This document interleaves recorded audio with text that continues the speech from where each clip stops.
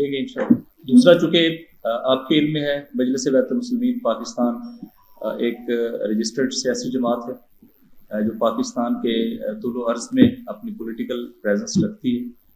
آپ کے علم میں ہے کہ اس وقت مجلس وحدت المسلمین پاکستان کو اس کے قیام کے تقریباً 15 سال مکمل ہونے والے ہیں، اور انٹرا پارٹی الیکشن جو ایک آئینی ذمہ داری ہے الیکشن کمیشن کی طرف سے بھی اور مجلس وحدت المسلمین پاکستان کے اپنے مینیفیسٹو اور دستور کے مطابق بھی، کانسٹیٹیوشن کے مطابق بھی،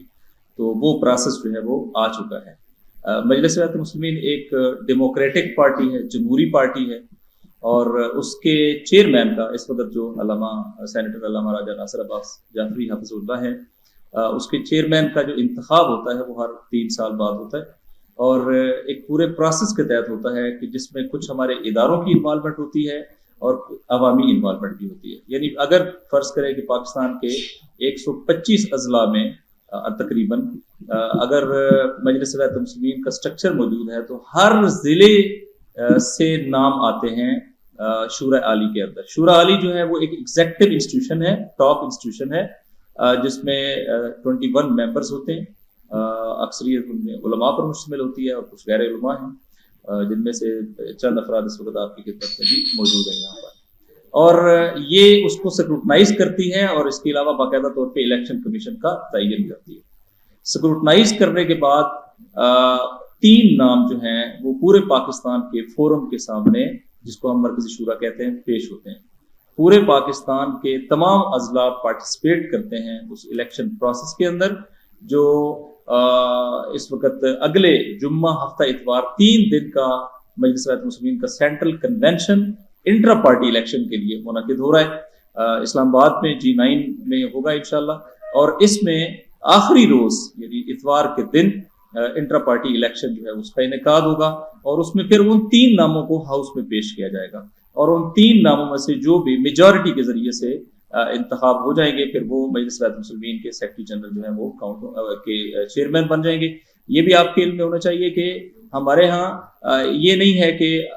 جب کمپٹیشن ہوتا ہے تو 50% سے زیادہ 50%+1 یہ ووٹ لینا ضروری ہوتا ہے۔ یعنی اگر فرض کریں کہ ایک میجورٹی تو ہے لیکن انہوں نے 50% سے زیادہ ووٹ نہیں لیے تو ایسی صورت میں ری الیکشن ہوتا ہے، تو رن آف الیکشن جو وہ ٹاپ 2 پرسنالٹیز میں ہوتا ہے جنہوں نے زیادہ ووٹ لیے ہوتے ہیں، اور ان میں رن آف الیکشن کے ذریعے سے پھر جو شخصیت بھی زیادہ ووٹ لے جائے گی تو وہ آئندہ کے لیے مجلس وحدت المسلمین کے چیئرمین قرار پائیں گے۔ تو اس پروسیس کا چونکہ بطور مرکزی جنرل سیکرٹری اور چیئرمین کنونشن میری ذمہ داری ہے، اور اس ذریعے سے آپ کے ذریعے سے چونکہ یہ ایک پبلک میٹر ہے، ایک بالکل ایسا الیکشن ہوتا ہے جو صاف اور شفاف ہوتا ہے، ہم آپ میڈیا کو دعوت دیتے ہیں کہ آپ اس کی شفافیت کو اور اس کی مانیٹرنگ کرنے کے لیے، چونکہ پاکستان میں اس وقت ایک مرضی کا سسٹم چلتا ہے کہ شفافیت ہونے کے باوجود بھی آپ چاہیں تو آپ پارٹیوں کے انٹرا پارٹی الیکشن منظور نہیں کرتے، اور چاہے تو پوری کی پوری فیملیز جو ہیں وہ انٹر پارٹی الیکشن میں ایک سائن کے ذریعے سے دے دیں تو وہ پھر آپ اس کو ایکسیپٹ کرتے ہیں۔ یہ ایک بائسڈ اس وقت پاکستان میں چل رہا ہے۔ ہم آپ کو دعوت دیتے ہیں کہ آپ جو تمام میڈیا کو کہ آپ صبح تقریباً 9 بجے پروسیس جو ہے وہ سٹارٹ ہو جائے گا، 20 تاریخ کو 20 اپریل 2025 کو مجلس وحدت المسلمین کے 15ویں سالانہ کنونشن کے موقع پر مرکزی چیئرمین کے انتخاب کے لیے الیکشن کا پروسیس ہوگا، اور اس کی شفافیت کو، اس کے اندر جو پروسیس ہے اس کی مانیٹرنگ کرنے کے لیے تمام صحافی دوستوں کو ہم انوائٹ کرتے ہیں، اور آپ کے ذریعے سے توقع رکھتے ہیں کہ انشاءاللہ عوام کو بھی ایک ڈیموکریٹک پارٹی کا پاکستان کے اندر یہ جو پینیٹریشن اور توسیع ہے اس کا اندازہ ہوگا۔ اس کے علاوہ اسی چونکہ یہ ایک پورے پاکستان سے لوگ آتے ہیں، اور چونکہ آن لائن نہیں ہے الیکشن کا پروسیس، آن لائن نہیں ہے، فزیکل ہے، اور اس میں کسی طرح کی کمپین بھی نہیں ہوتی ہے اس طرح، تو تاکہ گروپنگ اور اس چیزوں سے اوائڈ کریں، تو جو ایک بیسک کرائیٹیریا اسی کے مطابق چیزیں چلتی ہیں۔ اس میں ہم نے 3 ایونٹس بھی اس کا ایک پارٹ ہیں، جو انٹرنل پارٹ ہے اس کا، اس میں سے ایک عزاداری کانفرنس ہے جس کو جناب محترم اقرار حسین ملک صاحب دیکھ رہے ہیں، اور اس میں ایک بہت معروف عالم دین، بزرگ عالم دین علامہ علی رضا رضوی صاحب UK سے وہ تشریف لائیں گے، اور انشاءاللہ تعالیٰ یہ بھی اپنی نوعیت کا ایک زبردست پروگرام ہوگا جو 18 تاریخ کو انشاءاللہ تعالیٰ 3:30 بجے شروع ہوگا اور نماز مغرب سے پہلے ختم ہوگا، اور آخر میں شادمان رضا صاحب جو بہت معروف نوا خان ہے وہ عزاداری سید الشہداء جو ہے وہ کریں گے۔ تو یہ پہلا ہمارا ایونٹ ہے۔ اس کے علاوہ ایک جو امپورٹنٹ ایونٹ ہے وہ کربلا عصر فلسطین کے نام سے ہے، جس میں ذمہ داریاں بھی ہیں، تقاضے بھی ہیں اور صورتحال بھی ہے. اور اس میں اس وقت جو پارٹیسپیشن ہوگی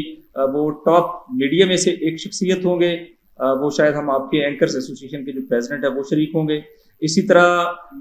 اس میں اکیڈیمیا سے ایک شخصیت ہوں گے، قائد اعظم یونیورسٹی جو آپ کو پتہ ہے پاکستان کی سب سے ٹاپ یونیورسٹی ہے، اس سے انٹرنیشنل ریلیشن کے ڈپارٹمنٹ سے ہوں گے. اس میں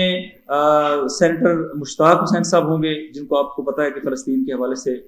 کنٹریبیوٹ کرتے ہیں مسلسل. اور اسی طریقے سے فلسطین کی مقاومت میں سید حسن نصر اللہ جیسی ہستی کے دوست اور رفیق اور مجلس اتحاد المسلمین کے چیئرمین علامہ راجہ ناصر باز جعفری حافظہ اللہ، وہ بھی اس کا ایک پارٹ ہوں گے. اور اس میں امامی اسٹوڈنٹ آرگنائزیشن کے پریزیڈنٹ جو ہے وہ یوتھ کے حوالے سے انشاءاللہ وہ نمائندگی کریں گے. اور اسی طرح جو غیر مسلم ہمارے بھائی ہیں کہ جنہوں نے ان موضوعات کے اوپر زبردست کام کیا، ان کی ریپرزنٹیشن جو ہے وہ بھی اس میں ہوگی. اور یہ اپنی نوعیت کا ایک زبردست ایونٹ ہوگا جس میں ہم اپنے فلسطینی بھائیوں کے لیے اور پاکستان کا نظریہ کی بنیاد کے اوپر فلسطین کی حمایت اور اسلام اور بنیادی انسانی ویلیوز کی بنیاد کے اوپر اس کو انشاءاللہ پیش کریں گے. آخری روز ایک انٹرنل ہمارا پروگرام استحکام پاکستان کے حوالے سے ہے، جس میں نو منتخب چیئرمین جو ہے وہ خصوصی خطاب کریں گے. اور انشاءاللہ تعالیٰ یہ آپ سب دوست اس کو بھی کور کریں گے. میں آپ سے گزارش ایک میں چونکہ پہلے پارا چنار کے حوالے سے کوشچن آنسر لینے سے پہلے